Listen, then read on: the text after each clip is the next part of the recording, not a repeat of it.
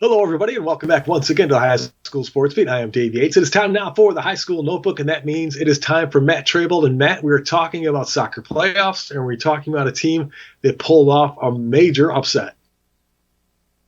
Yeah, a lot of exciting upsets. Plenty of teams involved in definitely Class A. That's a big upset-minded class going on in these sectionals here in 2020. Class A in girls and boys soccer around here is always packed with depth, and that showed again this year with an upset-filled quarterfinal round. First in girls soccer, there was Churchville over undefeated HFL. 7-seed Mercy beat undefeated Mendon, so a couple big undefeated teams going down there. Shows the depth going on in the class.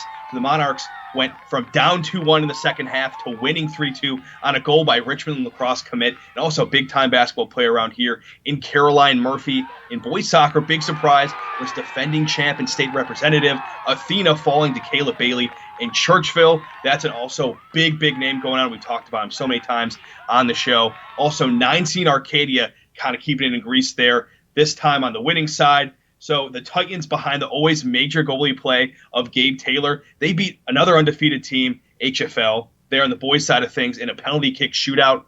Such an exciting quarterfinal weekend. You really like seeing that, not just because of good wins for those teams that, hey, the seed, you don't always know if that's going to be an upset coming out of it, but it just really shows the talent kind of across the area.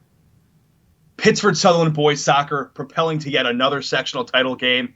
They won Class A2 a year ago, and the A classes are back as one this time around. This playoff run in particular is a testament to the program's coaching, personnel, and depth, because they have been without two supreme talents in the postseason. Beating Spencerport in the semis without them is a feat. The first of the two guys out is Dylan Kladstrup, who has been one of the top couple players in Section 5 for a few years now. He scored 4 goals in a game versus rival Mendon at the end of the regular season.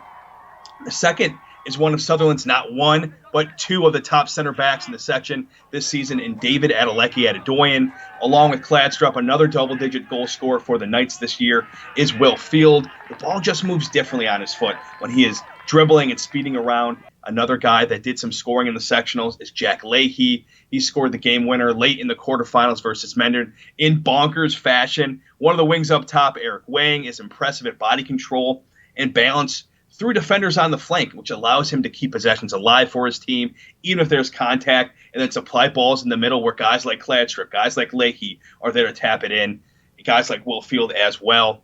Another notable defender, Ian Bowen, he is more of a wing guy when it comes to that back line. He is one of the biggest throw-ins around.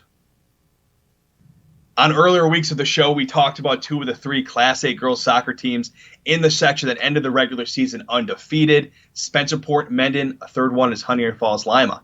The leading scorer and clearly one of the very best talents this season in Section 5 play is sophomore Maria Karapides. She is just good at everything on the pitch. Headers, aggressiveness and powering through the ball, dribbling, striking the ball on shots. Senior captain Mari Spitz, who has also been a big names for years as a catcher on the softball team there. She is one of the best keepers in Section 5, never rattled. One reason Shayla Torpy is such a good center back is her wheels. If the opposing team happens to, for a moment, be free in the HFL defensive third, she in a flash swoops in and speeds in to snuff out that chance for the opposing side. They fell in sectionals to Churchville, but as we talked about on the show early this season, those Saints were always going to be a team better than what their seed said come playoff time. So a couple very impressive teams there. Good season for the Cougs, even though they're not able to get to the very end and win it all. All right, Matt, great stuff as always. Next time I talk to you, we'll be talking about who won the championships in boys and girls soccer. Great stuff as always. Thanks for coming on board, Matt. We're back with more of the High School Sports Beat right after this.